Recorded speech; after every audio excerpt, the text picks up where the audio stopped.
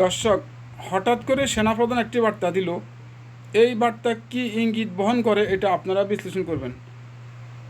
সেনাপ্রধান বলছে যে আগামী সংসদ নির্বাচন সুস্থ করার জন্য যা যা করার আমরা সব কিছুই করব এবং আমরা একটা সুস্থ নির্বাচন জাতিকে উপহার দেব। আমি মনে করি এই ধরনের কথা স্বরাষ্ট্র উপদেষ্টা, প্রধান উপদেষ্টা বা নির্বাচন কমিশনের কথা।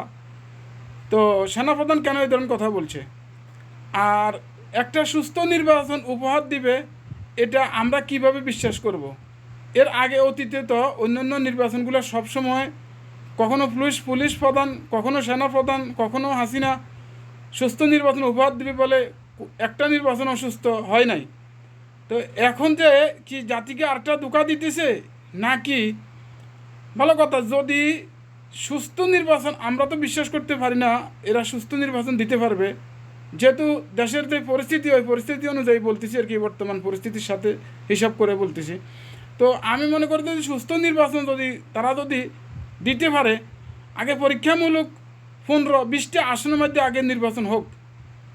ওই আসনগুলোতে নির্বাচনটা কিভাবে হয় এবং ভোটের মাঠ কেউ দখল করে কি না, মারামারি কাটাকাটি হানাহানি করে কি না, ভোট কারচুপি করে কি না, একজনের ফলাফল আরেকজনের নিয়ে যায় কি না, এরকম কোনো কিছু যদি না হয় তাহলে আমরা আশা করব আগামী জাতীয় সংসদ নির্বাচনের বাকি আসনগুলোতে ইনশাল্লাহ নির্বাচন সুস্থ হবে।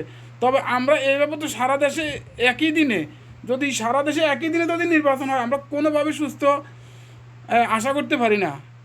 কারণ একই দিনে নির্বাচন হইলে পরবর্তীতে শুধরাইবার আর সুযোগ নাই। এই জন্য আমি মনে করি যে আগে 15-20টা আসনে নির্বাচন হোক, এগুলোর ফলাফল আসুক এবং কি এইগুলা নির্বাচনগুলো কিভাবে হয়, মাঠগুলা কীরকম থাকে, তারপরে আমরা আশা করি যে পরবর্তী আসনগুলোতে নির্বাচন হলে আমরা আশা করি সুস্থ হবে নাকি অসুস্থ হবে সেটা লোকজন, দেশের মানুষ বিশ্লেষণ করতে পারে।